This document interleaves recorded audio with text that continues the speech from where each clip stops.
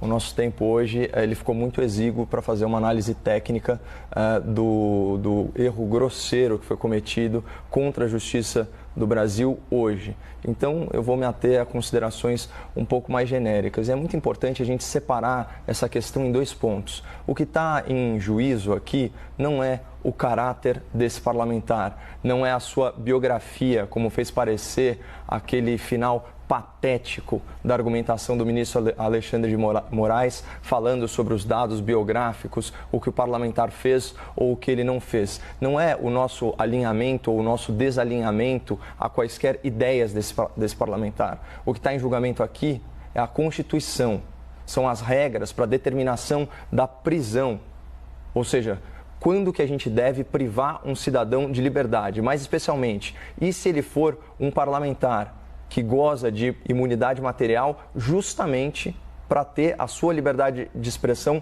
respeitada no seu sentido mais amplo. É disso que se trata, é adequar a lei ao caso concreto, não fazer um juízo sobre o caráter ou sobre a biografia desse ou daquele parlamentar. Então, a primeira coisa que a gente tem que separar, né, é o julgamento político do julgamento técnico. E o julgamento técnico, jurídico, deveria caber a uma Suprema Corte que não fosse tão casuísta e não tivesse tantos dois pesos e duas medidas. Eu poderia citar aí N ocasiões em que a Lei de Segurança Nacional poderia ter sido invocada e não foi.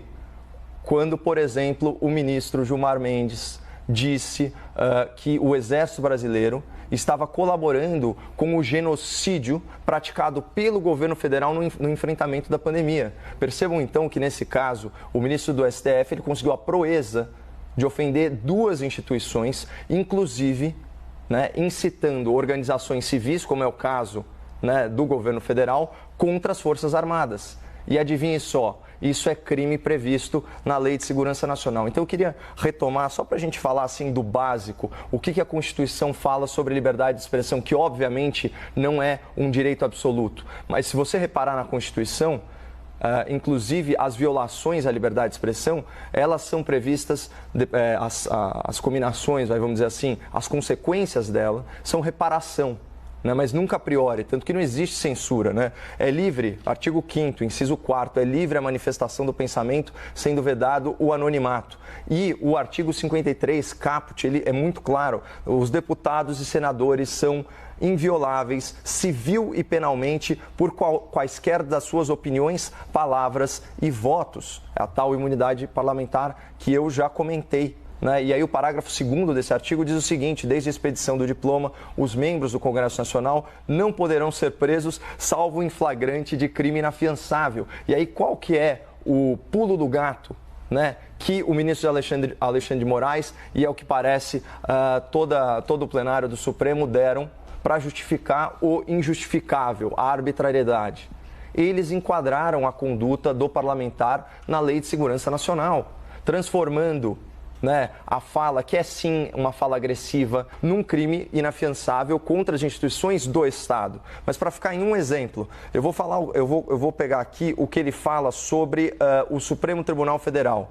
Aliás, o espectador da CNN vai ter muita dificuldade de encontrar, né, o vídeo do parlamentar. Por quê? Porque o ministro Alexandre de Moraes mandou tirar o vídeo da plataforma do YouTube, sob pena de multa diária de R$100 mil. Agora, como fica o nosso acesso à informação com esse tipo de restrição? Na minha opinião, vocês já deveriam ter sido destituídos do posto de vocês e uma nova nomeação convocada e feita para 11 novos ministros. Vocês nunca mereceram estar aí.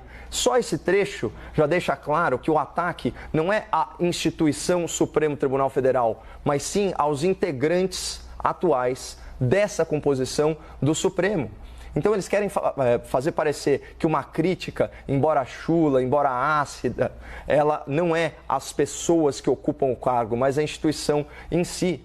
Eu li a transcrição inteira, vai ser um prazer, se eu tiver oportunidade, em razão aqui da pauta do nosso quadro, de tratar isso em detalhes e de forma técnica para o espectador, mas isso é uma tremenda forçação de barra, isso é um atropelo né, de qualquer regra de processo penal, é um atropelo da Constituição, é um atropelo das prerrogativas dos parlamentares e, de novo, não se trata de um juízo sobre quem é a pessoa, mas sim como a lei deve se aplicar ao caso concreto, e o que o Supremo Tribunal Federal fez hoje é arbitrário e é casuísta.